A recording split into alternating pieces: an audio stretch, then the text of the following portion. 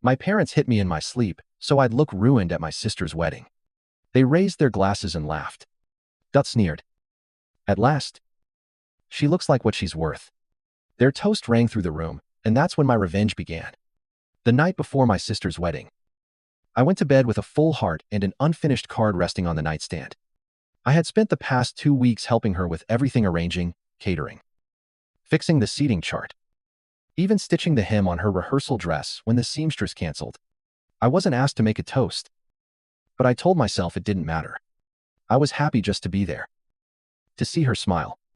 At around dry a.m., I woke up suddenly, a sharp pain shooting across my cheekbone. Then my mouth, and a hot, metallic taste filling my mouth. Blood. My vision blurred as I sat up, confused and dizzy. That's when I saw them. My parents. They were standing above me. My father had one of the silver vases in his hand, my sister's centerpiece vase. Mom didn't look surprised. She looked satisfied. That's what you get for trying to steal your sister's moment, she hissed. Let's see how well you photograph now. I could barely breathe. What? What are you talking about? Dad laughed a low, cold laugh I didn't recognize. You should have stayed invisible, he said. But no. You had to wear makeup. Stand near the groom's family. Smile too much. You're nothing but background. When I tried to sit up, the room spun. My lip was split, and one side of my face was already swelling. Stay down, Mom ordered. You ruined rehearsal dinner just by showing up. Tomorrow isn't about you. I stared at them. The people who were supposed to love me. They didn't even look ashamed. My father lifted his champagne glass. To peace and perfection, he said. One less distraction. They clinked glasses like they'd accomplished something. I crawled into the bathroom and locked the door. The mirror nearly made me scream. My cheek was red and puffy, a gash above my brow leaking blood. I looked like a stranger, someone who'd been attacked in an alley. But it wasn't a stranger. It was my family. I sat on the cold tile floor, pressing a towel to my face. I didn't cry. That scared me the most. I just felt hollow. By morning, my sister was pounding on the door. You better not make a scene. Don't ruin this. Mom's voice joined hers. Put on the gray dress we picked for you, or leave quietly. When I finally opened the door, they both gasped. Oh my God, my sister said, covering her mouth. What did you do to yourself? Before I could answer, Mom cut in, her tone sharp and practiced. She probably fell. Always has been clumsy. Then she leaned close enough for only me to hear. And no one will believe you. She pressed a concealer stick into my palm. Fix it. An hour later, I stood in the back of the church, face covered with layers of makeup. I still looked bruised, ghostly. People turned to stare, some with concern, others with confusion. No one asked if I was okay. During the vows, Mom leaned toward me. Smile, she whispered. At least try to be useful. Dad chuckled under his breath. She's lucky we even let her come. That was the exact moment something inside me shifted. It didn't break, it sharpened. They thought I'd stay small, quiet, invisible. But they were wrong. Downstairs, I could hear them laughing while they got ready. Big day today, Dad said proudly. Our perfect daughter's wedding. Nothing can ruin it. Mom's voice followed. I made sure of that. Then my sister's laugh, sweet and cruel at once. I stood there, frozen, letting the sound soak in. The anger came in waves, disbelief, confusion, and then something colder, clearer.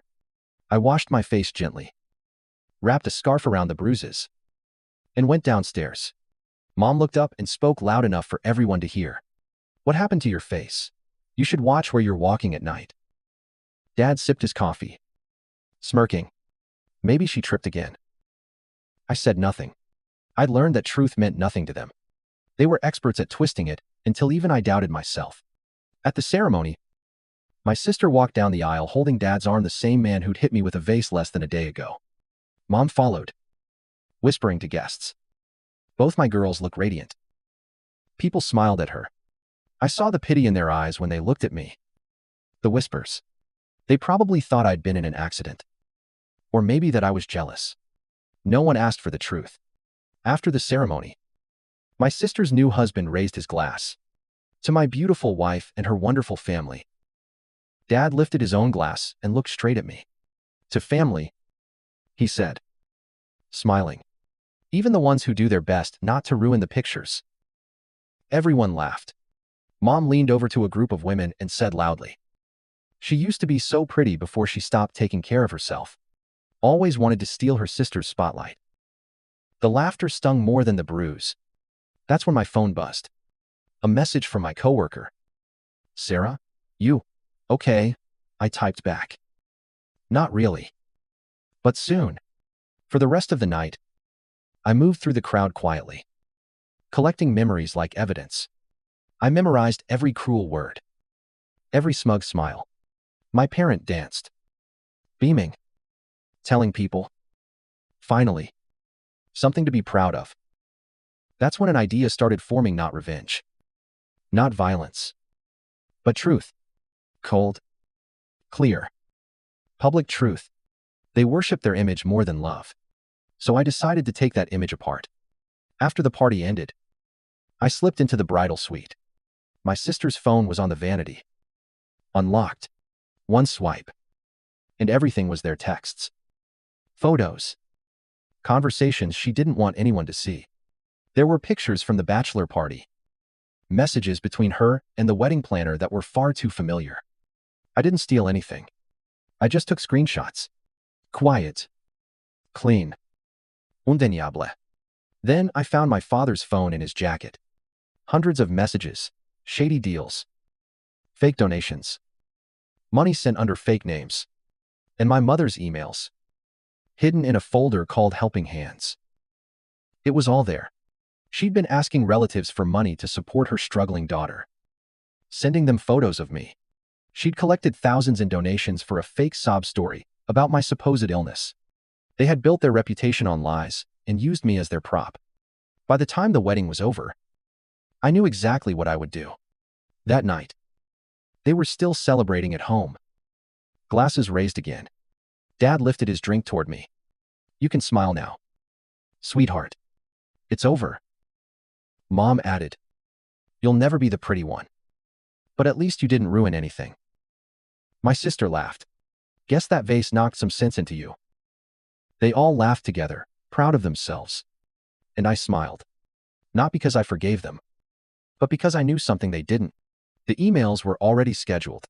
The files were already uploaded. By morning, their perfect world would start to crumble. I didn't sleep. The house that once felt like a prison now felt like a waiting room. At 5 a.m., I packed my bag. My face still ached. But it wasn't pain anymore, it was proof. I went into my son's room and whispered, "Time to go." "Sweetheart, where are we going?" he asked. "Somewhere warm." I said, "Where people tell the truth." We left before anyone woke up. At 9 a.m. sharp.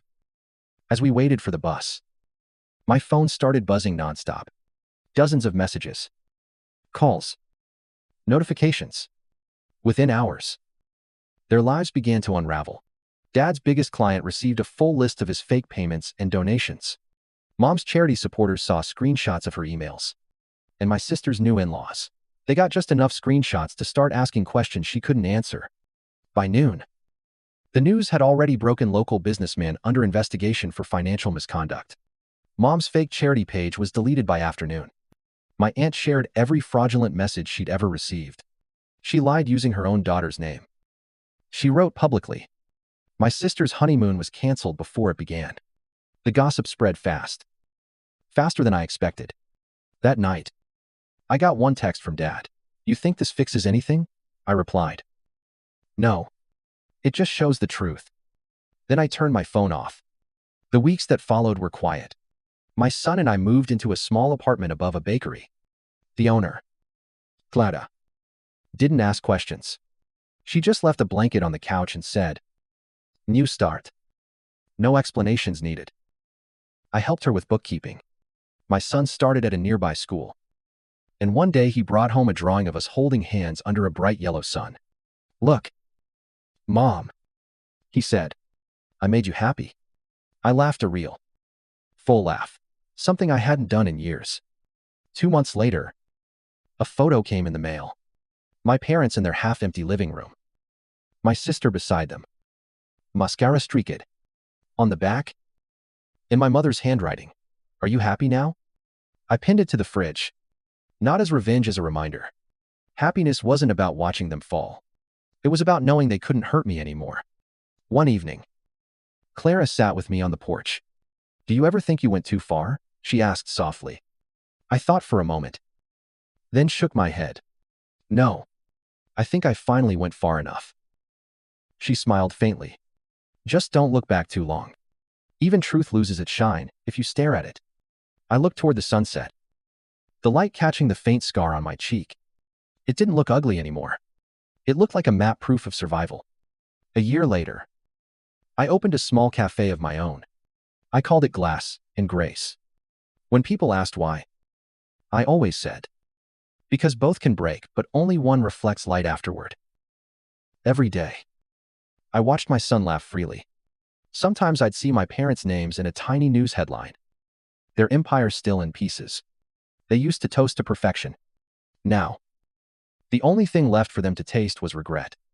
I didn't destroy them. They did that themselves. I just handed them the mirror they'd smashed against me, and this time, I didn't look away. Story 2, Christmas morning. My sister counted out each gift like a cash register. Called me golden child. And then smashed my new phone. So, my parents sold hers and gave me the money. My name's Natalie Carter. I'm 17. And the day my sister smashed my Christmas present, I realized the story of our family had been quietly rewriting itself for years, one tantrum, one bargain, one silence at a time. For as long as I remember, Kayla was treated like a storm we all tracked on a weather app, color-coded warnings, projected paths, the unspoken rule to stay indoors when the pressure dropped. At 7, she could veto dinner plans with a sigh. At 10, she learned that crying in public was faster than any coupon. We'd step out of a store, exhausted, carrying shopping bags we hadn't intended to buy. My dad, Mark, would rub his temples. "It's easier this way. Nat, we'll talk at home." But at home, we rarely talked. We recovered. We reset. And then we did it again.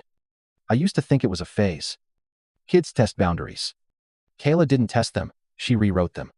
She made our weekends revolve around her soccer schedule, even when she quit mid-season. She negotiated her bedtime like it was a labor contract. "If I go to sleep at 9:30, she'd say, "I get 2 episodes tonight and an iced latte tomorrow." She was 12 when she started calling me the golden child. Like a little nickname with serrated edges. "Ask Natalie," she'd announce, rolling her eyes. "She doesn't get in trouble. She just exists and gets A's." I tried to let it slide because it sounded ridiculous, like I was a static painting on the wall. Not an actual person who also wanted things, who also felt stuff. But if you need facts, I have facts. December 18 last year. A pair of white sneakers in the mall window. 179美元. 99 before tax. Kayla wanted them today. Not Saturday. Mom said, "We'll come back Saturday." The store said they'll hold your size. Kayla's voice sharpened. "They'll sell out. You never take me seriously." 15 minutes later we were in the car. Trunk thudding shut on the shoebox. I should have known we'd pay more than the price tag. That night, when Dad mentioned our budget for the month, Kayla muttered, "There's always money for Natalie's stuff." I didn't argue. My stuff that month was a lab fee of $15 and a used paperback for $4. She knew that. It didn't matter. Another one. March 3. The grocery store. A 3-wick candle on display. 24美元. 95 with a seasonal label. Kayla lifted it to her face. Inhaled like it was oxygen. "I need this," Mom said. "Not today." Kayla's eyes went glassy. Then loud.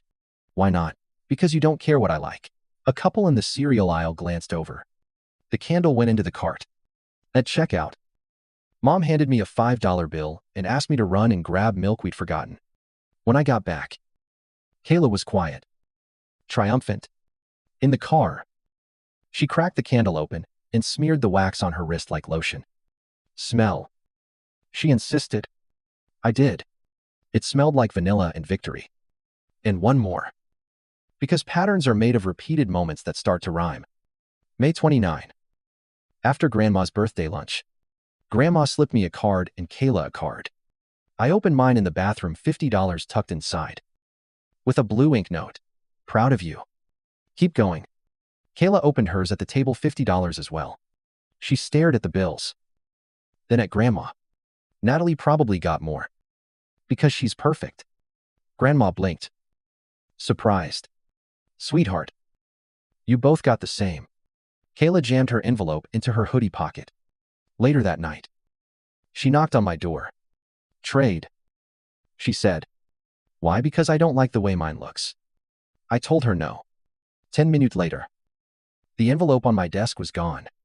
By morning, it turned up on the kitchen counter. Empty. She shrugged when Mom asked. I must have misplaced it. I didn't press. I didn't want to be the sister who accuses. I've told myself I'm being factual. But the truth is, facts ache. They sit in your mouth like pebbles. You can swallow them, but you feel them all the way down. Kayla isn't a villain written in bold font. Not to me. She's my little sister with a constellation of freckles across her nose and a laugh you hear before you see her. She can be tender. She once slipped a note into my backpack before my debate semifinal that said, "You talk better than you think you do. Knock them out. On good days." She stretches across the couch like a cat and lets me braid her hair. On most days, she lives in the center of gravity, and everything else orbits. It didn't help that people outside our house mistook my quiet for halo light. Your older one is so composed, a neighbor told Mom in the driveway. Such a helper. My report card arrived with comments like reliable, consistent, self-motivated. Kayla's reviews were creative, dynamic, spirited. And when those words came with emails about hallway outbursts or missing assignments, our kitchen filled with the sounds of negotiation. If I turn in 3 assignments, Kayla would say, "Do I still have to go to practice?" Mom and Dad, Jenna, and Mark tried new systems calendars. Stickers. Promises. Consequences that collapsed like tents after a storm. For months, their refrain was, "We're trying to pick our battles." The problem was Kayla picked them first. Every time. When Kayla turned 11, something shifted. Not in her, at least not yet, but in my parents. I watched the moment happen like seeing a line being drawn on paper while you're holding the pen. It was at a family dinner when Kayla slammed her fork down over a salad she didn't want. I said pasta. She snapped. Mom took a breath, looked at Dad, then said calmly, "Have the salad or be hungry. We're not making pasta tonight." Kayla stared, eyes bright with disbelief. Then left the table in a clatter of chair legs. She expected someone to follow. No one did. She didn't eat. And the world didn't end. That night, I saw my parents sit on the porch, their shoulders slumping with the tired relief of people who finally said the thing they should have said years ago. For a little while, our house experimented with boundaries like they were new furniture we weren't sure would fit. Kayla learned no could be a complete sentence. She didn't accept it, but she met it. The summer of her 12th year, she reshaped the narrative to keep herself centered. Natalie's the golden child, she told anyone who'd listen. It became a mantra. When she missed curfew by 20 minutes, if Natalie had done it, you'd be fine. When she cracked her tablet screen and Dad asked her to help pay for the repair, Natalie would get a brand new one. When I got into AP, Kim Golden Child strikes again. The words were a coat she wore to every occasion, no matter the weather. I tried to explain the obvious math to her. I was 15 when she was 12. I didn't throw things. I did my homework without being chased. I messed up too. Just quietly. I forgot to take out the trash on Wednesdays. I dented the Corolla while learning to park and paid $120 from my savings for the new taillight. Kayla didn't care about that ledger. Every family has a story it tells itself. And ours became this. Natalie is favored. Kayla fights the current. It felt simpler than the messy middle truth, that our parents were exhausted and trying to relearn how to be in charge. And that we all made mistakes out of love. Fear. Abbott. There were limits to her reinvention. 3 months after she turned 13.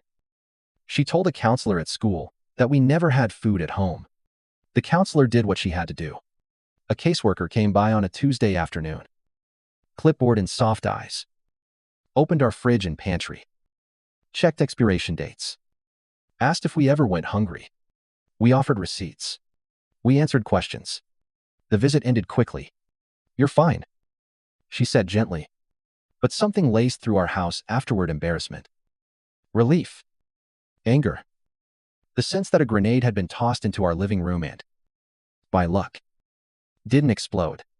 Kayla shrugged when we confronted her. I felt like no one was listening. I should have known that attention had become a currency. And she was very good at printing it. Which brings me to the kind of hope that feels like a truce signed in pencil. This past December, I asked for a new phone because mine barely held a charge past noon. 3 years old. And battery health down to something embarrassing. The kind that forces you to carry a power bank like a medical device. I didn't want anything deluxe, I wanted reliable. Kayla told my parents she wanted to be surprised. It sounded sweet. Almost cinematic. A teen with a messy bun and a secret list in her head. At Thanksgiving, between cranberry sauce and football commentary, Kayla lifted her glass and said, too brightly, "Bet you anything my present costs less than Natalie's." Mom laughed. Small and tired. Dad said, "Kyla," but Kayla kept going. Just enough humor to skate by. Just enough bite to draw blood. What, I'm the family's underdog? She's the golden child? I asked. Maybe stupidly. Why do you keep calling yourself the victim? She met my eye. Because I am one. The table went quiet. The kind where silverware sounds like hammers. We ate in silence. It felt like someone had dimmed the lights a few degrees. I should have known that the bill always comes due for these little performances. That December would bring more than twinkle lights and playlists. Still, hope is stubborn. It sits beside you on the couch, shoulder to shoulder, insisting this time will be different. That Christmas morning, I wanted to believe in quiet joy and simple math, a phone that works, a family movie, cocoa thick enough to stand a spoon in. I wanted to believe there was a version of the day where Kayla smiled and meant it, where we were just two sisters opening boxes under a tree, not two lawyers building a case. I didn't say any of this out loud. You don't confess hope when the weather looks unstable. You carry it in your pocket like a small, warm thing, and pray it survives the draft under the door. And yes, there were signs. The way Kayla studied the pile of gifts with a narrowed gaze, as if the tags contained code. The way Mom glanced at Dad after every thank you, measuring the room like a careful host. The way my heart thumped a little too hard when I peeled back the paper from a rectangle I knew, by weight and rattle, was the phone. Foreshadowing is only obvious afterward. In the moment, you tell yourself stories. Maybe we're okay. Maybe the storm will veer north. Maybe this is the year the weather softens. I should have known better. But I was 17. And it was Christmas. And sometimes we all want to believe that the house we grew up in can, for one morning, will be exactly what it pretends to be. By the time December rolled over into its final week, our house smelled like cinnamon brooms, pine sap, and the faint electrical hum of lights doing too much. Mom lined the mantel with stockings she'd knit years ago, our names in block letters, and slightly crooked because she learned by watching videos and pausing every 5 seconds. Kayla's stocking always sagged a little more than mine because she liked to sneak chocolate bars into it while we slept. As if future Kayla were a roommate she wanted to delight. Christmas Eve was gentle in the way that makes you suspicious. We ate takeout because the ham never thawed properly. $24.50 for pad thai. 13美元. 00 for green curry. 4美元. 75 for extra rice. Dad joked about starting a new tradition. Kayla took control of the music, building a playlist with alarming precision old Motown, a modern remix, a piano cover that sounded like steady snow. She wrapped her arms around Mom from behind while Mom washed the wok and said, "I love the house like this." She meant low light Everyone home. The calendar empty for a few hours. I felt that. 2. The softer version of us that came out like heirloom dishes and then went back in the cabinet for most of the year. Before bed, I plugged my phone in and watched the battery health number, 72%, like it was a hospital monitor for a relative who refused to rest. The charging port had to be finessed at a certain angle. If you bumped the cord, the lightning bolt disappeared, and you had to start again. I checked the wrapped rectangle with my name under the tree and told myself not to guess. Morning came like a curtain lifting. Kayla and I met on the stairs and did the awkward seasonal truce, Merry Christmas. Her hair was in a bun that hadn't decided what shape to be. I took in the living room. Tree, lit. Gifts stacked into colorful geography. A plate of gingerbread people minus 3 heads. The thermostat clicked. The space heater in the corner purred. Tiny sounds stitched together to make it seem like the house itself was humming along with us. We opened stockings first. Lip balm with tangerine scent for me. A pack of metal straws for Kayla. Scratch-off lottery tickets we were underage for, but Mom bought every year anyway. Kayla won $5. Laughed. Like it was a thesis, disproving all her theories about luck.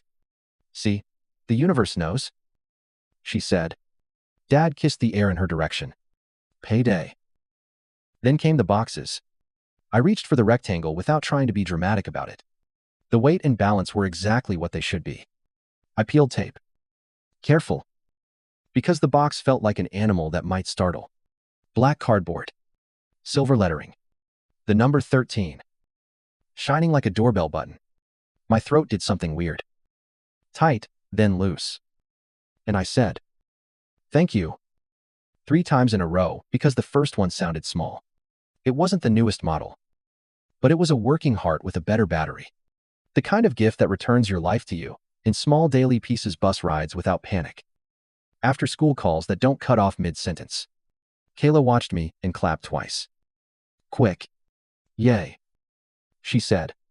It was not unkind. It was also not kind. I set the phone back in its box. The way you put a newborn into a bassinet and stand back.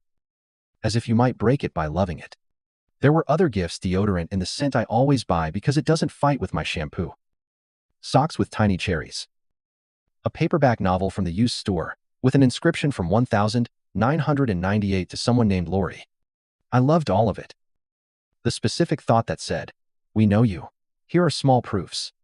Kayla had a mountainous pile and opened in her distinctive rhythm rip. Glance. Comment. Set aside. A Gucci bag, small. Crossbody. The kind she'd pointed out at least 5 times while we walked past the same display case at the outlet. Cute, she said. As if it had applied to be her friend. Versace perfume in a bottle shaped like a building. Smells like money, she joked, spritzing a whisper into the air. Then made a face I couldn't parse. The new shoes, $160 before the coupon Mom bragged about, elicited a tiny shrug and a thanks, I guess. Even though she'd circled them in a catalog back in October and left the catalog open on Dad's pillow like a message. There was an expensive makeup palette with colors that looked like sunsets, copper, fig, champagne. She said, eyes scanning. Approval withheld. I felt the room tilt. It was so slight that if you weren't us, you'd miss it. Mom watched Kayla's face for cues and then looked away when she got nothing back. Dad made conversation like he was trying to catch an uncooperative signal. We thought those shoes would go with your jacket. Kayla nodded without looking. Sure. She excused herself to go to the bathroom and didn't come back for 15 minutes. When she did, she was carrying a small, solar-powered calculator, the color of school supplies. I stared at it like it was a prop in the wrong scene. Okay, she said. Voice too light. So, just to be fair about things. Mom put her mug down. Kayla. No. I mean it. I did some quick math. She sat cross-legged on the rug and started listing numbers under her breath like a cashier rehearsing. Bag retails, $1 250. But it's an outlet, so let's say $850. Perfume, 110美元. Shoes, 160美元. Palette, 68美元. Plus the hoodie, oh right. The hoodie $55. That's $1. 243, give or take. She glanced up. Smile fixed, but eyes like glass. Now Natalie's phone is, what? $799 these days. And what else sucks? Deodorant. Book. Be generous. Call that $20. So, we're at about $819. That's a difference of $424. But maybe you had a coupon for the bag. So let's shave a couple hundred. We're at, for Mullings, $344. Dad exhaled through his nose. Patience on a timer. Kayla. This isn't. She kept going. Doubtless and cheerful. So, I'll just take the difference in cash. $200 is fine. If we want to be precise, $200 will make it fair. I'll even take a check. Something cold slipped into my stomach. The calculator beeped as she hit total like an officer completing paperwork. Money doesn't work that way. Mom said carefully.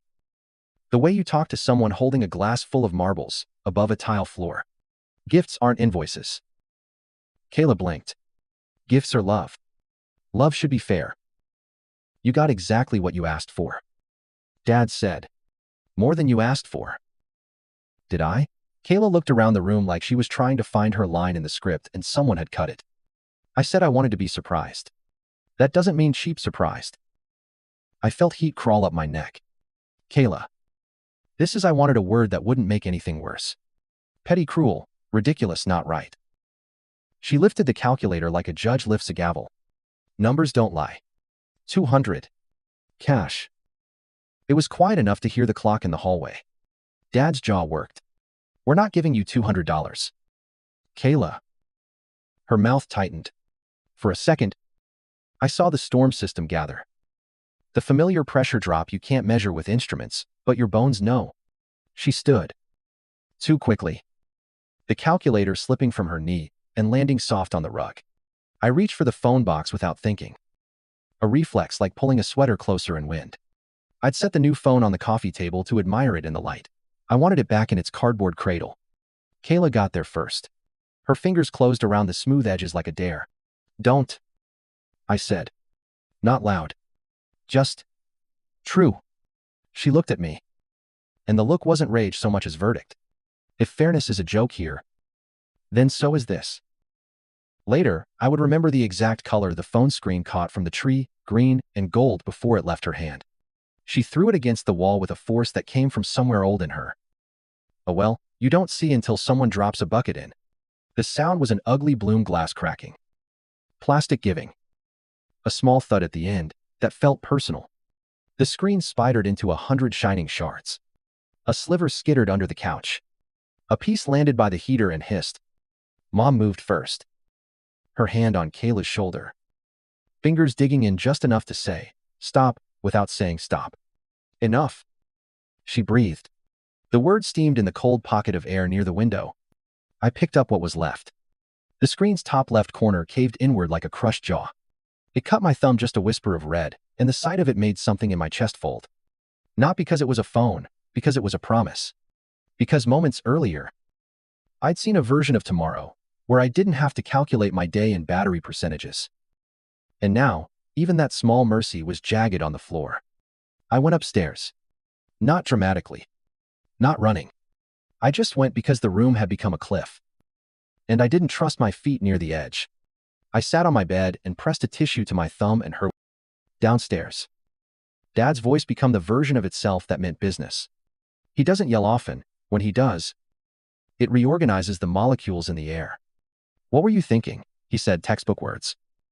But the way he said them made the question real. I couldn't hear Kayla at first. I imagined her crossed arms. The chin tilt she does when she's cornered. Then a door slammed hers, and the house quieted as if someone had hit a dimmer. Time nodded. 10 minutes. Maybe 15. The heater clicked on again. I stared at the shadow the curtain made on the wall and decided it looked like a mountain range. When I finally opened my door, I found Mom leaning against the hall. Hands wrapped around her elbows, like she was keeping her own warmth in place. Don't look up repair prices, she said. eyes soft with a mix of apology and something else. Something like resolve. We're handling this. Mom. I lifted the wreckage. Half a laugh escaping me. Bad. We know. She set a hand on my shoulder. Go brush the glass off your socks. We'll sort it out. Down the hall. Kayla was crying. Not loud. The steady, contained kind that moves through a person like groundwater. I waited because I wanted an apology. Yes. But also because I needed proof that the person I grew up with was still in there somewhere. She didn't come. We spent the afternoon pretending we were a family in a movie where this scene happens in the second act, and then everyone grows. We ate leftover noodles. Dad repaired the wobbly chair in the dining room he'd been ignoring since September. Mom took the roasting pan down from the high cabinet, even though we didn't need it. She does that when she's thinking. Handling objects like sentence fragments. Kayla stayed in her room. Once, I heard her on the phone, whispering, "No, you don't get it." And then a long pause. And then a muttered, "It's always like this." Breadcrumbs collected themselves, the calculator, the demand, the throw, the silence. I placed them in a row and wondered what story they were leading to. I thought about calling my friend Layla to tell her everything. To lean into the comfort of someone who knows the names and backstories. Instead, I opened the Notes app on my old, cracked phone, still technically alive, and typed "it broke like ice in a spring thaw." Then I deleted it because I hated the way I sounded. Like I was auditioning to narrate my life instead of living it. That night, when the tree lights were the only thing on, Dad stood in the doorway of my room and looked older than he had that morning. He rapped his knuckles softly against the frame. "Hey. Nat. Hey. We'll take care of it." I know. I wanted to ask how. I wanted to ask why we waited so long to draw lines, and why. Even now, the lines felt drawn in soap. I settled for, "Okay." He glanced toward the hall where Kayla's door was shut, the new hoodie she'd tossed over her doorknob hanging like a flag. We had a talk. How'd that go? His mouth twitched. Let's call it comprehensive. He paused, then added in a voice I'd never heard from him, flat as slate. Cold as outside air. There are consequences. The next 48 hours stretched like gum. Kayla left for a friend's house and stayed. When she returned a day and a half later, she acted like the world had skipped ahead to a new chapter without addressing the last page's cliffhanger. I could feel my parents' plan coagulating into something solid. They'd stopped checking repair shop estimates online. They didn't ask me if I wanted a case for the new phone anymore. There was an adult quiet in them. A stiffer spine. At dinner, Kayla brought up what we did to her, recounting beats to an invisible audience. "I talk to people," she said, picking at lasagna. "What you did is unacceptable. It might even be considered abusive." She said the last word with the confidence of someone citing a textbook she hadn't read. Mom let out a breath that was almost a laugh. Dad didn't laugh. He tilted his head. "Evaluating. I mean this with all due respect," he said. And the phrase hung in the air like a sign warning of falling rocks. "But I'm not taking advice from your friend who judges people she's never met. Don't talk about her that way," I said before I could decide to. It came out too fast. Like a hand darting into traffic. Mom's eyes flicked to mine in surprise. Dad didn't backpedal. "Her friend shouldn't talk about us that way. And if she's advising you." I questioned her since. Kayla looked triumphant for a heartbeat. Then cornered. She swung toward me. "Tell them. Nat. Tell them it's messed up." The room felt like a courtroom without a judge. I swallowed. "What you did was messed up," I said to her, carefully, throwing the phone, the numbers, the demand. I turned to my parents, and we can't pretend we've never mishandled things. We've let patterns slide. We've all tiptoed around each other so much the floor remembers our footsteps. Silence. It thickened, then thinned. Kayla's fork touched her plate with a small, rude clink. Dad stood. This is chair legs making the sound chairs make on wood when something is final. "You know," he said. Voice gone quiet enough to make every word weigh more. "If we're so terrible, there's a simple solution. You might be happier living somewhere else for a while." Kayla scoffed. Where? With who? He didn't blink. Your grandparents. It landed like a cold wind through a crack. Kayla's mouth fell open and then shut. She knew exactly what that meant early mornings. Choice. Non-negotiation. A kind of love that looked like work gloves and long sleeves and asking you to earn your breakfast. My dad grew up on that farm. He respects it the way you respect a language that taught you how to say yes and no and please with your hands. Dad left the table. We heard him in the hallway. Voice low and steady on the phone. He came back 5 minutes later. Wiped his palm on his jeans like he could brush off the decision's residue. And said, "They're on their way." Kayla cracked. All performance drained out of her face. She was 14 for the first time all day. "I'm sorry," she said. The words tumbling. Unfinished. "I didn't mean it like that. I don't want to go there. Please." Mom looked at her with a sadness, so plain it felt indecent to witness. "We all say things we don't mean when we're angry," she said. "But we also do things that mean something. You broke your sister's gift. You broke trust." I kept my mouth shut because there are moments when speaking makes you part of the scene in a way you can't undo. Kayla turned to me anyway. Eyes shiny. "Nat." I wanted to save her. I wanted to say, "Not this. Not like this." I also wanted my life back from the grip of her storms. Both truths sat in my chest. Shoulder to shoulder. Neither giving the other an inch. Down the road. A truck shifted gears. Somewhere in the neighborhood. A dog barked at a squirrel. Normal sounds went on as if we weren't teetering. Dad checked the time. "They'll be here in 20. Pack what you need." Kayla didn't move for a full 5 seconds. Then she ran upstairs. Her footsteps were a drum beat. A minute later. We heard drawers slam. A zipping sound. The mutter of someone arguing with the universe. I stared at my water glass and the lemon seed twirling at the bottom like a planet. When the headlights finally swept the living room wall, we all stood. Kayla came down with a duffel that sagged like it had opinions. She stopped in front of me.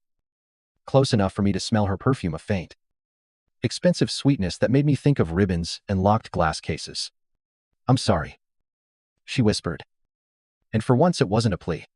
It was a small, true thing. "I know," I said.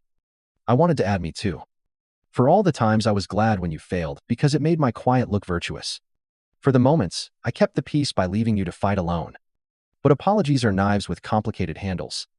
If you grip them wrong, you bleed. She walked out to the porch where our grandparents stood. Grandpa in a flannel that could stand on its own, and Grandma in her good coat. They hugged her like they were catching something fragile, tossed their way. Dad shook his father's hand the way men do when the hand is a sentence. Mom touched Grandma's arm and said, "Thank you," which meant more than the words. The door closed. The truck started. The house settled into a silence that wasn't peace. Not yet. But wasn't chaos. Either. I exhaled and felt that exhale keep going. Like air leaving a building. On the coffee table. The cracked phone sat in its cardboard, like a wounded animal waiting for a vet. Across the room. The tree lights blinked, their patient blink. I could see. At the edge of everything. A shape of what might come next. It looked like consequence. It looked like a kind of fairness no calculator can tally. 2 mornings after Christmas. I woke to the smell of coffee and something sweet on the stove, oatmeal with brown sugar. The way Mom makes it when she's already decided something and needs a spoon in her hand to steady the choice. The house felt freshly vacuumed. The kind of tidy that announces a plan. Dad was at the dining table with a yellow legal pad and a small stack of receipts. Mom had a tote bag by her feet that I recognized from the closet where we keep the cell someday. Things old textbooks. A humidifier that wheezed. A bread maker we used twice. None of that was in the bag. The tote strap bulged around cornered shapes that looked suspiciously like luxury boxes. "Eat," Mom said, sliding the bowl toward me. I sat. My spoon clinked against ceramic. "What's going on?" Dad didn't look up from the pad. He wrote a number. Underlined it. Then glanced at me, with the even tone he uses when he's decided to be an adult in a room that wants everyone to be a kid. "We're handling it." "I know you said that," I replied. Careful. The oatmeal was too hot. Steam fogged my glasses. I took them off, wiped them on my sleeve, and put them back on. What does it look like today? Mom lifted the tote and set it on the chair beside her. The strap creaked. Consignment shop opens at 10. Your aunt knows the owner. The picture developed in my brain like film in the tray, the bag, the receipts, the way Mom kept smoothing the tablecloth as if it could erase wrinkles from what had happened. You're selling the gifts. We're returning what can be returned and selling what can't. Dad said. We're not going to keep expensive things no one appreciates. It's not punishment so much as math. He tapped the pad. The money goes toward repairing your phone. Whatever's left is yours. 1,000 feelings jostled. Relief arrived first. Sheepish and grateful. Then a sting I didn't expect. I imagined Kayla's hands reaching for the bag that would no longer be on her dresser. The perfume bottle shaped like a building back in a glass case where no one spritzes it without permission. It felt like stealing back a future from her and handing it to me. It also felt like a line finally being drawn. She'll be furious. I said. Yes. Mom answered. And she'll survive. We spent the hour before the shop opened, gathering things from Kayla's room. Mom moved quietly. Not prying. Not lingering on notes or photos. The Gucci box went into the tote. The shoes. Unworn. Nestled in tissue. The makeup palette. Untouched except for the plastic film. Slid into a padded pouch. I hesitated at the perfume. A mist of it hung in the air from the day she opened it. I could still smell that faint, expensive sweetness when I stepped into her doorway. I picked up the bottle and felt its confident weight. The cap clicked like a lock turning. I set it in the bag and tried to ignore the part of me that cataloged losses other people couldn't see, the joke she would have made about smelling like a magazine page, the way she might have lined the palette's colors up on her wrist in gradients. At the shop, the owner, a woman with bangles that chimed when she wrote, appraised, and stamped and typed. Numbers gathered like raindrops on a window. You're catching the holiday return rush. She said. We can put the bag on the floor this afternoon. It won't last. We left with a folded envelope. Dad didn't open it in the car. He drives differently when he's thinking hands at 10 and 2. No radio. Eyes on a middle distance, only he sees. At home. He counted at the table and slid the envelope toward me. It was thick enough to make a sound against the wood. Get the screen replaced. He said. If the board is damaged, we'll cover the difference. The rest is yours. I looked inside. I knew it wasn't magic. Just retail value transformed. But paper has a way of feeling like permission. Thank you. I said. The words carried more weight than they had the day before. I wasn't thanking them for money. I was thanking them for being decisive in a family that had specialized for years in almost. Kayla stayed at her friend's house that night. I took the phone to a repair shop that smelled like solder and dust and citrus cleaner. A smell I now love because it means strangers can fix what you can't. The guy behind the counter peered through a magnifying lens and winced sympathetically. The way a good mechanic does when he sees a bent axle. We'll try. He said. No guarantees. This one took a hit. He printed a ticket. The paper warmed from the machine. I slid it into my wallet next to a festival wristband I'd kept because the texture felt like last summer. Back home. The house wore the kind of quiet that isn't peace yet, but points toward it. Mom folded laundry. Dad checked the water heater, like it might reveal wisdom about daughters. I took down the stockings and smoothed the knit letters with my thumbs. At the bottom of mine, I found a single mustard packet that must have fallen from a sandwich earlier in the week. It made me laugh a tiny, bright absurdity at the toe of a season that had already cut me once. I put the packet on the fridge door next to the dentist reminder card. A small yellow square amid appointments and magnets. I didn't know why I was keeping it. Maybe I wanted proof that not everything was fragile. Some things are squeezable and messy and make other things taste better. Kayla walked in the next afternoon as if the house had been waiting for her cue. She dropped her bag and scanned surfaces the way you scan your face in a mirror for a pimple you can feel but can't see. Her gaze landed on the space where the Gucci box had been. Where are my things? She asked. Voice neutral in a way. That meant she knew. Dad didn't make it a performance. We returned and sold them. Her mouth opened. Closed. You sold my Christmas presents. You destroyed your sister's. Mom said. We converted yours into repairs and restitution. Restitution, Kayla repeated. seizing the word like a tool. Who talks like that? Adults. Dad said. He didn't say it to mock her. He said it as a simple line on a map. Here is where we're standing. There has to be a response that matches the action. Kayla laughed. A brittle sound. I talk to people. You know. They said what you did is unacceptable. She looked at me, pulling me into her frame. They said it might even be abusive. The word hung there like smoke. I watched Mom's shoulders tighten. Dad's jaw set. I thought about the clipboard in our kitchen when the caseworker came months ago and the way Kayla had owned the chaos and escaped the accountability. I thought about the perfume bottle back on a shelf somewhere. A tiny building in a different city. Words matter. Dad said quietly. We're not throwing them around anymore. What does that mean? Kayla demanded. But her tone frayed at the edges. It means. Dad answered.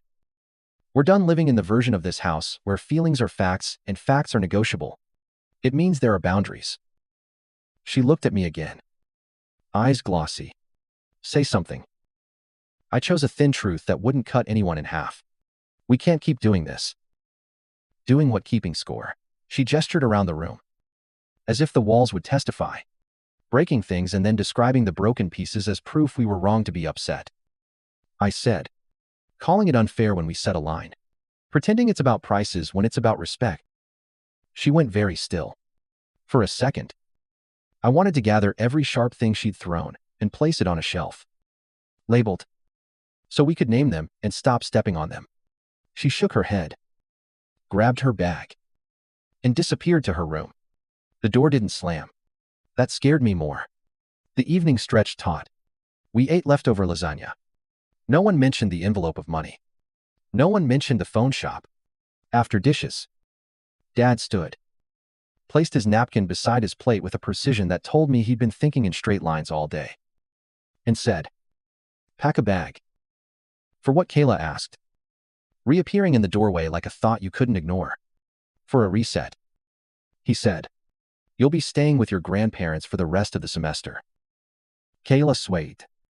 As if the floor had shifted under her. All the mass in the room moved toward the word no, even before she said it. No. No. I'm not. She looked for an adjective that would change the scene. None arrived. Tears filled her eyes fast. Hot. I'm sorry. Okay, I don't want to go there. Grandma and Grandpa live 2 hours away on land that hums with early mornings. Work boots by the door. Thermoses that smell like coffee and metal. Their house is always warm in a way that's not temperature.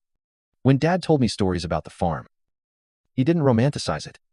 You get up. You do the work. He'd say. It keeps you honest. Structure is their love language. We've already called them. Dad said. They're on their way. Kayla broke, then no calculation. No performance. Please. She said to Mom. A child again. Not them. They'll make me. They'll wake me up at 5. They'll make me feed chickens. She ran out of specifics and into pure feeling. I'm sorry. Mom's eyes shone. We love you. That's why we're doing this. Dad added. Softer. There's a difference between consequences and punishment. Punishment is anger. I heard myself say. Consequences are math. Kayla looked at me like I'd betrayed her in a new way. Maybe I had. Maybe agreeing with our parents was a line she hadn't expected me to cross. Maybe she needed me to be her defense attorney even when I'd run out of arguments. She went upstairs. Without another word. They came in a pickup that coughed in the cold. Grandpa hugged Dad the way men hug when they trust the other man not to pull away. Grandma hugged me long enough to say with her hands, thank you for still being soft. Kayla descended with 2 duffels. Ice one. Hair in the kind of ponytail you make with whatever elastic you find on a doorknob. She didn't look at Dad. She didn't look at me until she reached the foyer and the old mirror caught us both. I'm sorry. She whispered. Not as a tactic. And not as a key, just as a sentence she had to say before the door closed. I know. I said. Because there wasn't a better arrangement of words. It didn't repair anything.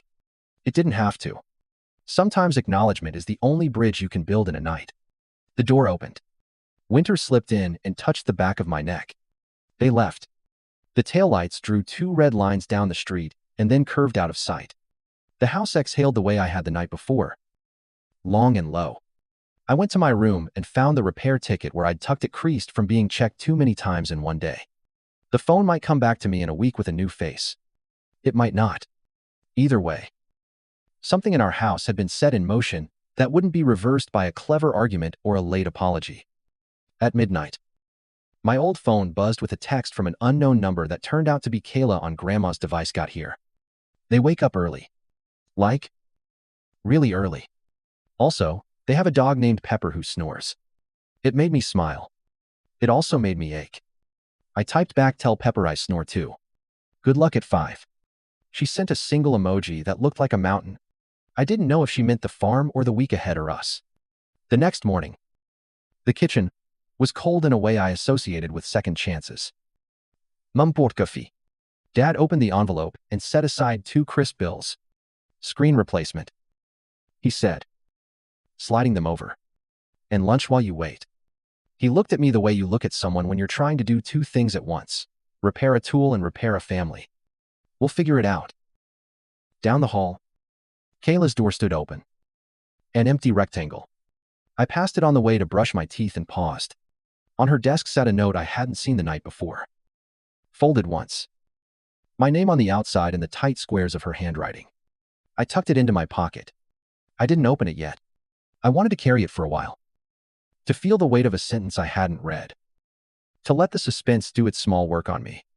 Some part of me believed that whatever it said, it would be proof of a thing we'd needed for years, a story written in the first person that wasn't about who deserved what, but about what we'd do next. Grandma wakes me at 5:42 a.m. by accident. She calls Mom's phone, forgetting the time difference between farm time and everywhere else time. Mom answers on speaker in the dark. Croaks a hello, then fumbles to turn it off, whispering, "They're up." The house swallows the word. I lie there and picture Kayla in a drafty kitchen 2 hours away. Hair in a lopsided bun. A mug of something too hot between her hands.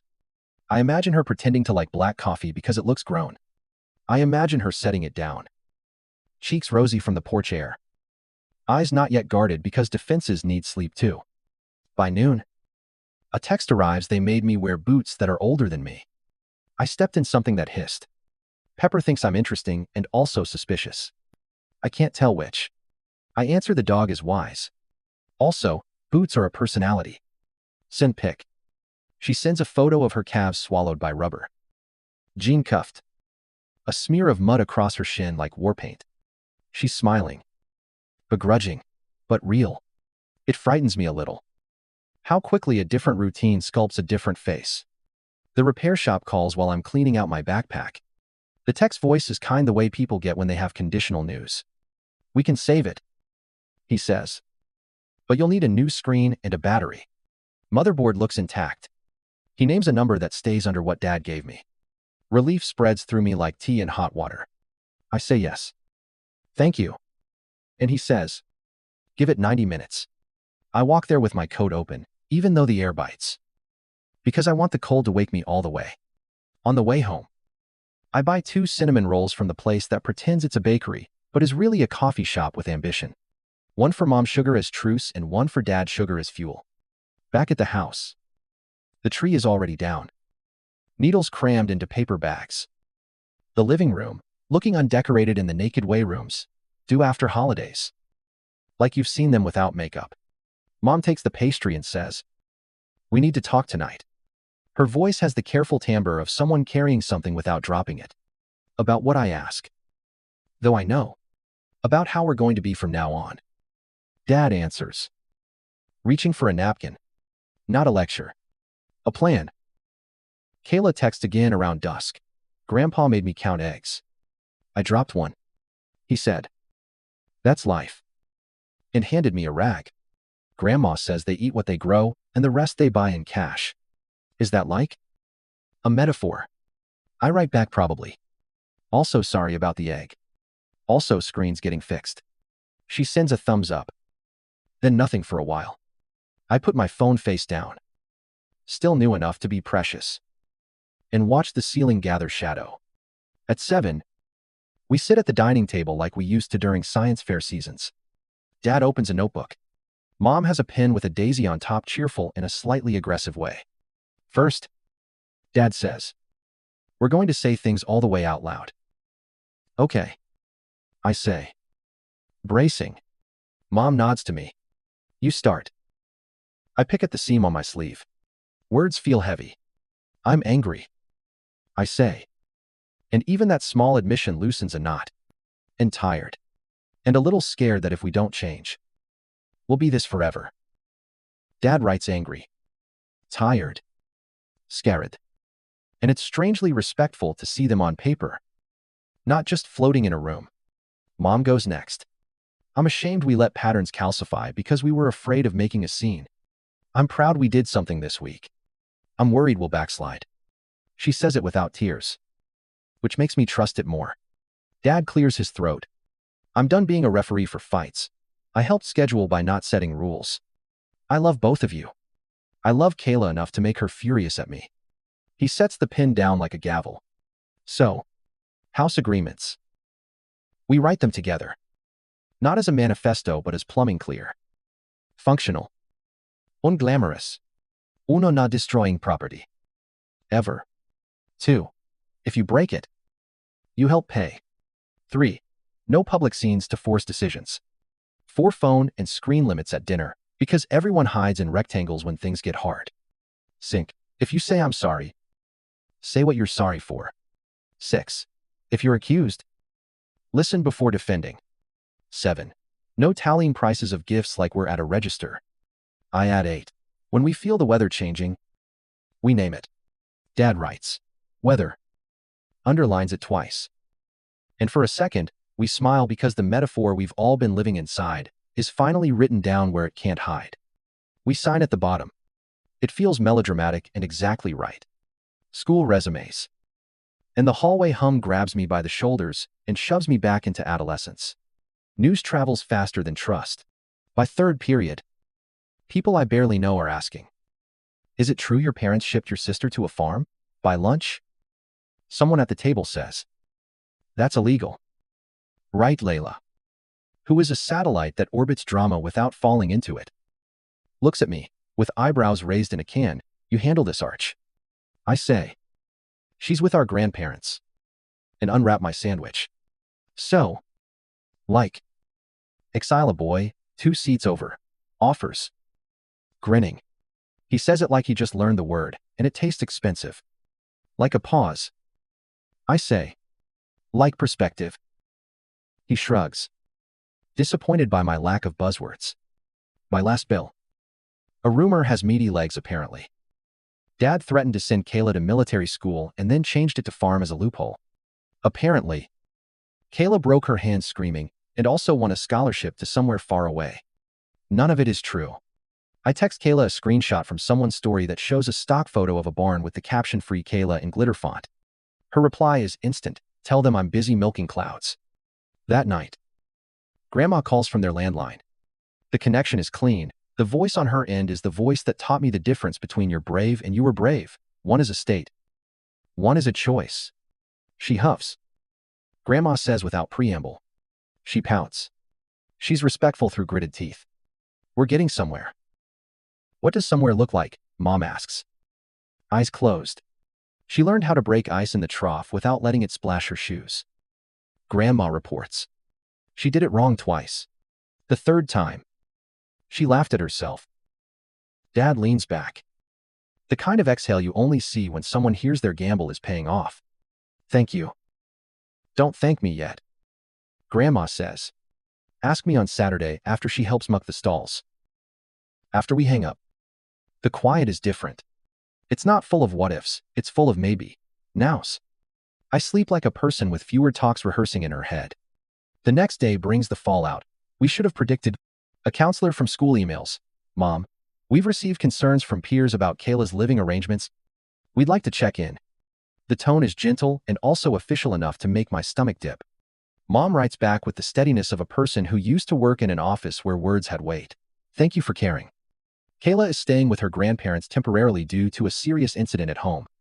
We are in regular contact. If you have concrete concerns, please share them. They ask to schedule a meeting. Dad puts on the shirt he wears to present a deck, and we go on Wednesday at 3:30. The counselor has kind eyes and a pencil behind her ear. The assistant principal looks like a person who is trying to be fair in public and private ways. They ask what happened. Dad tells the truth in a trimmed version: property destroyed. Monetary restitution. Boundaries. Temporary relocation to trusted family. No adjectives that blame. No heat in the voice. When they ask if Kayla is safe, Mom says yes with the clarity of a woman picturing her daughter in warm socks. Hands wrapped around a mug in a kitchen where the clock runs on chores. We have to ask. The assistant principal says. Some students posted about it. We've seen. I say. And I don't mean it mean. I mean it like a citizen of a small town. The counselor nods. Would you like us to keep an eye on those posts? To the extent you already do. Dad says. We don't want a whack-a-mole game. We want people to use their phones to text their parents they'll be late. Not to run PR for drama. On the way out, we pass a bulletin board titled, "Kindness is a Choice," with paper snowflakes pinned in rows. Someone has written names in gold marker in the center of each flake. I find mine.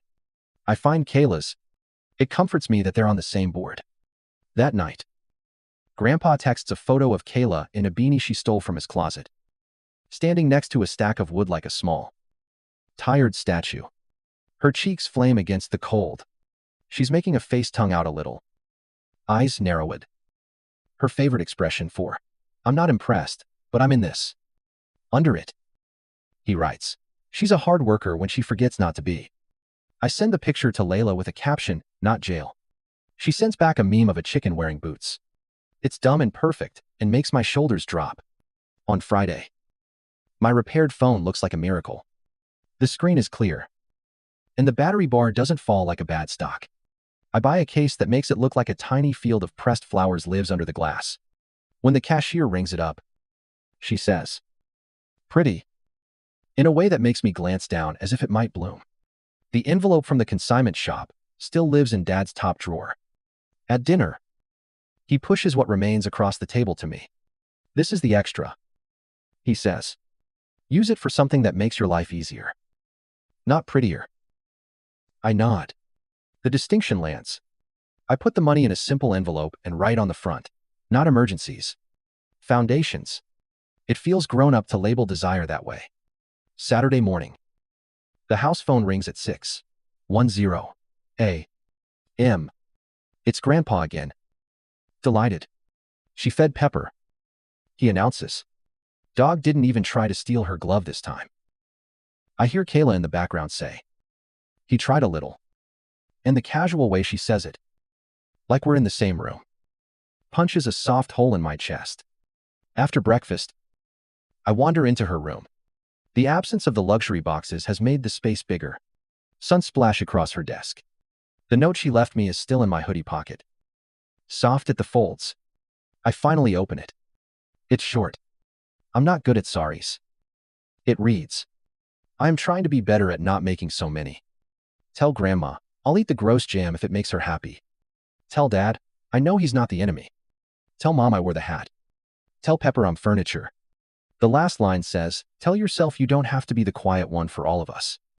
I sit cross-legged on her rug and let the sentences do their slow, careful work. I think about calling her to read it back. But I know better than to interrupt morning chores with feelings. On a farm, feelings ride in the passenger seat. Work drives. Maybe that's what she needed. No room to narrate. Just room to do. By evening, a different weather pattern gathers. A classmate messages me, a screenshot from a private group chat. Someone has compiled a list of evidence that my parents are cruel. They've added casual, ugly imaginings to fill where facts are boring. A girl I once partnered with for Spanish 2 writes, if it were me, I'd call someone. Another says, she did call someone last year and they didn't do anything. So, obviously the system is broken. The tone is righteous and also hungry. It's not about Kayla. It's about a story that makes the teller feel brave. I show Mom and Dad. We're past the phase where we shield each other from the internet. As if pixels can't land punches. Dad reads. Face unreadably. Mom sees. Then sets her phone down. We can't litigate adolescence online. What do we do? Then I ask. We act like ourselves. Dad says. We keep our own house. We write the boring, steady version that no one posts about. Mom looks at me. And we protect each other's names. A calendar notification pings family video call. Sunday at 8. Grandpa set it up with the enthusiasm of a man who discovered conference calling late and thinks he invented it. We gather in the living room with a bowl of popcorn like it's a movie premiere. The screen lights up Grandma's kitchen. Kayla in a sweatshirt with State Fair peeling across the chest. Hair clean. Cheeks chapped. Eyes tired, but not jagged. Hey, she says. The word is small and enormous. Hey. We return. 3 voices stitched together. She tells us about the rooster that hates everyone. About the cat that ignores people until you open a can. About learning to coil a hose so it doesn't kink. She calls Grandpa a benevolent drill sergeant. And he laughs big enough to shake the camera. We tell her about the house, how quiet it is, and how not eerie. How the chair Dad fixed hasn't wobbled once. How Pepper would like the field of pressed flowers on my phone case if dogs could have opinions on aesthetics. There's a pause at the end. To the kind where you decide whether to say the thing that will change everything or the thing that will let it stay soft. Kayla looks down. Then up. When I come back, she says. Can we? She doesn't finish the sentence. It trails into a shape I recognize, an offer to try again that's afraid of being turned into a contract. We'll start how we mean to go on. Dad answers. It's a promise and a map. After the call, I take the mustard packet from the fridge and set it on the table. Mom laughs. We saving that? Apparently. I say. It's a mascot now. Dad taps the envelope labeled Foundations. Next week, he says. We'll go get you a battery pack that doesn't look like it was invented when people used pagers. Rude, I say. Grinning. Night settles. The house is not healed. It is not broken. It is a patient sedated. Monitored. Stabilizing. A storm exists 2 hours away that is learning how to be rain instead of hail. In my room, I prop the door open and let the hallway air drift in. The note from Kayla sits on my nightstand under the lamp. My new screen glows at 98%. A silly statistic that feels like proof of the future. Somewhere in the dark, a truck downshifts. Somewhere on a farm, a rooster dreams of revenge against the dawn. And in this in-between, I feel the story drawing breath for the next thing, the part where someone opens a trunk, or a door, or a mouth, and the air in the room changes. I don't know if it will be me. I only know I'm listening.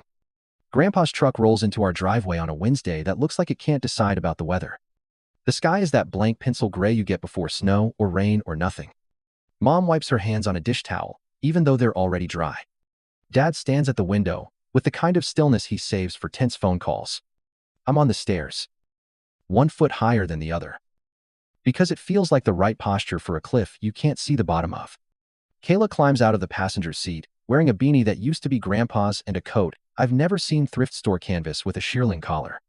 She looks smaller and stronger, all at once. The way fences do, after a storm, when they're still standing. Grandma gets out slower. Gives Mom a quick hug. And mouths. She's okay. Grandpa leans on the hood like it's a podium and announces, we brought help. Which is his way of saying we didn't come empty-handed. In the bed of the truck are crates, eggs in one, wood in another, plus a cooler, a coil of hose, a folded tarp, and a dented metal cash box that makes my spine straighten. It's the cash box I've seen on their kitchen shelf for years. The one that collects bills from egg sales and the odd repair Grandpa does for neighbors. He sets it on our porch with ceremony and opens it. Inside is an envelope with my name. Natalie. Written in Kayla's tight square print. Under it, the little solar calculator from Christmas morning. Trunk scene. Dad mutters under his breath with a half smile he probably doesn't know he's making. He means it like a bookmark. As if we've arrived at the part of the story where what's been hidden in the car finally has to come inside. Kayla doesn't step over the threshold yet. She looks at me instead. Can we do this on the porch? She asks. Feels right. We all put on coats we'd taken off 5 minutes earlier. She holds up the calculator, presses the solar panel to the pale light as if feeding it. I brought math, she says, meeting each of our eyes in turn. The kind that doesn't shatter things. No one says anything. She opens the envelope and counts out bills onto the porch railing, 20s, 10s, 5s, all with that soft, traveled feeling. 200 for the difference, I demanded. She says, steady. Because I was wrong about what fairness is. 70 for the repair you didn't need to cover because I broke what wasn't mine. 30 for the way I talked about us to other people, like I was narrating a movie and you were the villains. She slides the small remaining stack to the side.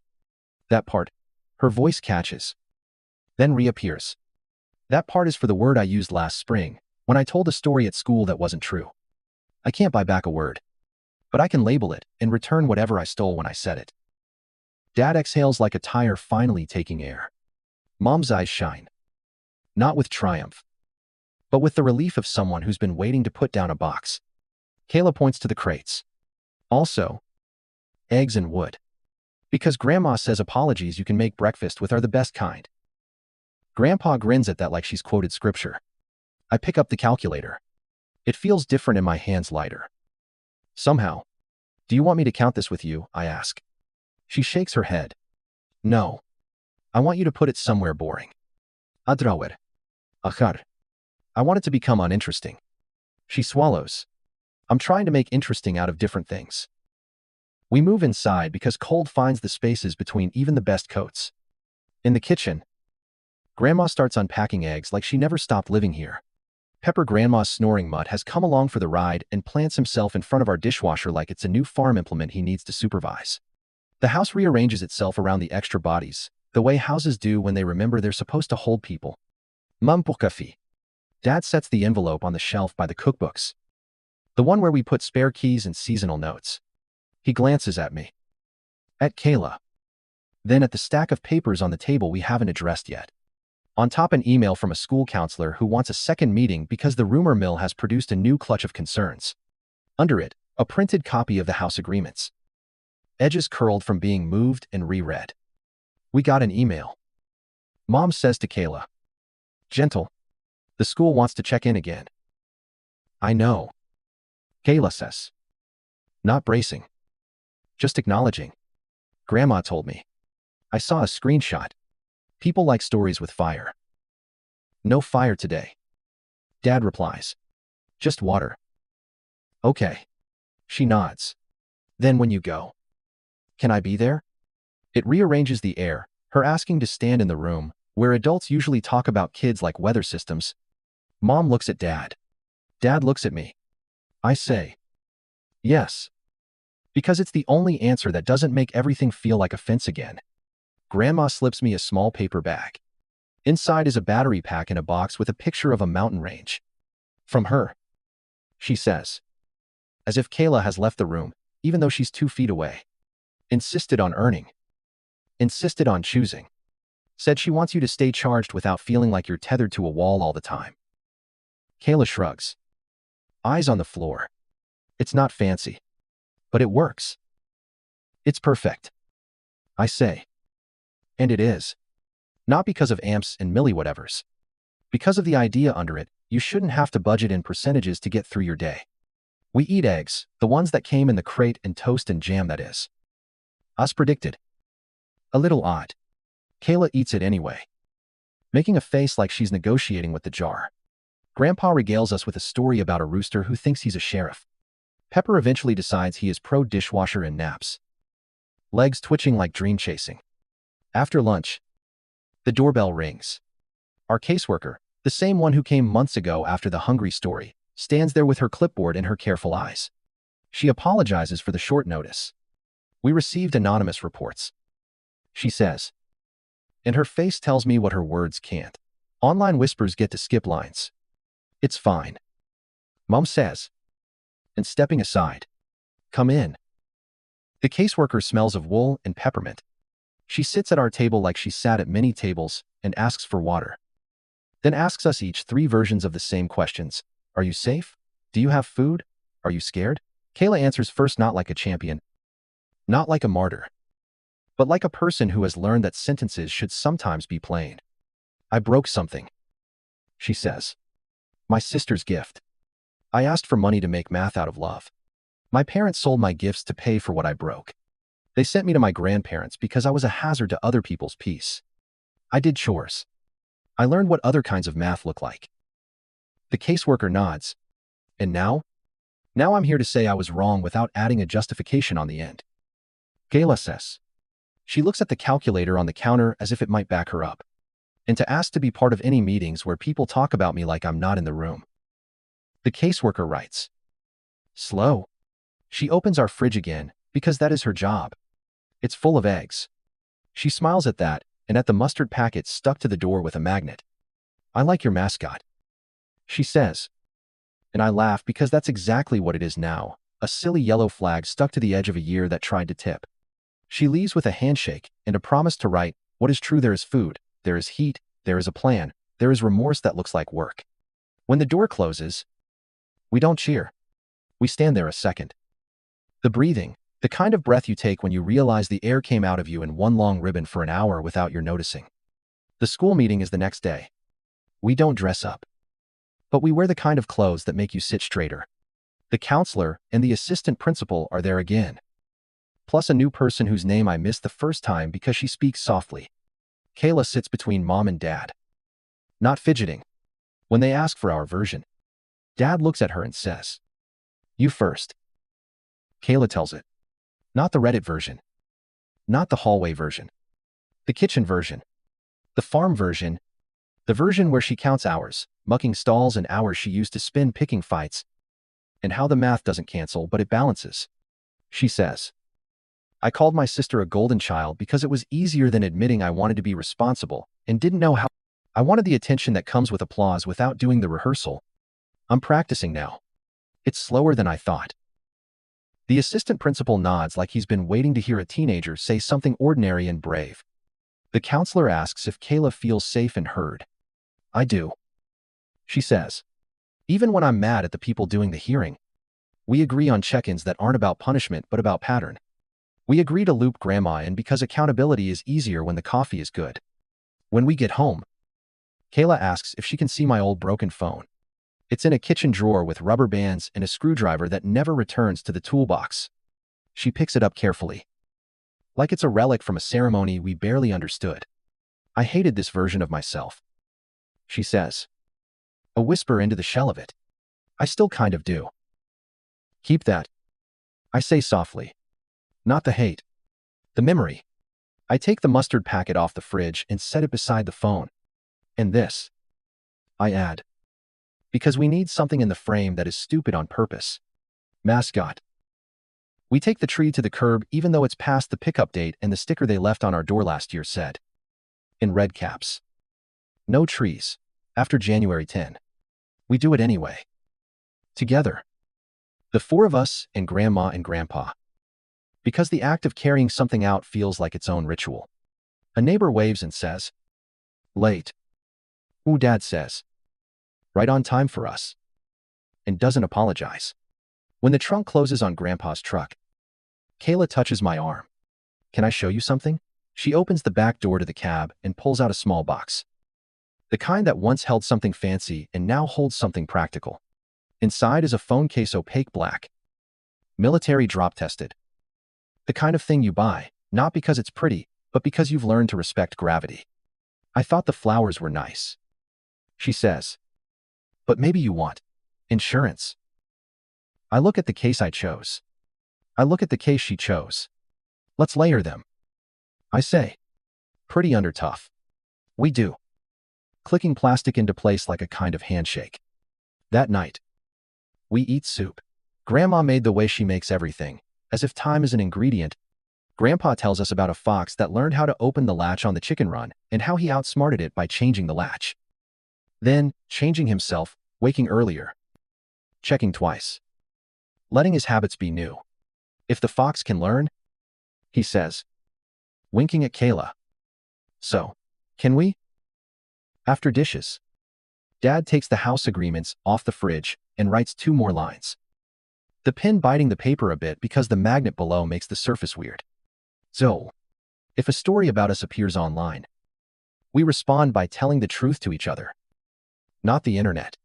Sure, we celebrate boring wins. What's a boring win, Kayla asks. A challenge in her tone that isn't a fight. Getting up at 5 because you said you would. Grandma says. A day without a sarcastic comment. Mom adds. Raising her hand. A full battery at dinner time. I offer. Grinning. A door that closes without slamming. Dad says. And we all glance. Gently. At Kayla. She laughs. Fine. I'll be boring so hard. Before bed. She hands me a folded paper I haven't seen before. Your note made me brave. She says. Here's mine. Inside a short list of promises she's written to herself. Not to us, wake up with purpose. Ask for what I need without performance. Measure fairness in chores, not receipts. Make Pepper like me honestly. At the bottom, in tiny letters, apologize with nouns and verbs. Not just adjectives. I like that. I say. It sounds like it could survive a storm. She looks toward the front door, where Grandpa's truck idles for the ride back. Can I come home next week, she asks Mom and Dad. Not because it's easier. Because I want to practice here. Dad waits. Not to wield the pause as power, but to make sure the word he says lands on something solid. Yes. He says. You can come home next week. We'll practice together. Grandpa honks twice. The way he's always done. As if code were necessary in our quiet street. Kayla puts on her beanie. Then takes it off and hands it to me. Keep it, she says. It makes me itch. I put it on. It smells like hay and soap. I'll stretch it out for you. She goes. Because practice isn't a day. It's repetition. The truck disappears. The house inhales. I stand in the doorway in a too big hat and touch the phone in my pocket, charged. Cased. Boring in the best way. In the morning, the group chat has moved on to a different crisis. Someone's haircut. Someone's near breakup. Someone's elaborate cookie recipe gone wrong. I don't correct anyone. I don't add to the flood.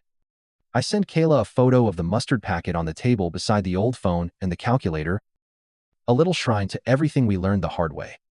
She replies with a picture of Pepper half on, half off his bed, like a rug that gave up. At lunch, I spend $10 from the envelope labeled Foundations on a planner with boxes big enough to write real words in. On the way home, I buy a pack of sticky notes and farm green. Boring wins. I write on the first one and stick it on my lamp. We don't become a different family overnight. But when Kayla comes back the next week, she arrives with the cash box, again, empty this time. A symbol rather than a payment. She places it on the counter without a speech. We cook eggs. We sit at the table. We argue once about who left the back door open and let in cold air. No voices rise. The door gets closed. The heat stays in. Somewhere in the middle of that ordinary hour, I realize the thing I've been waiting to feel isn't forgiveness or vindication. It's the click of a new habit forming. It's the math of a life where fairness is measured in time spent. Chores done. Names kept safe. Screens intact. Notes folded in red. It's the mustard packet on the fridge. Ridiculous and steadfast. Reminding us that not everything precious has to be fragile, that some small things can squeeze out bright flavor exactly when you need them. And when the weather in our house changes now, we say it out loud. That's the part that saves us. Not a big apology, monologue, or a cinematic gesture. Just the sentence that opens the window. I feel it shifting. Then, someone turns down the burner. Someone checks the latch. Someone counts eggs. Boring wins. One after another. Stacking into something that looks a lot like peace.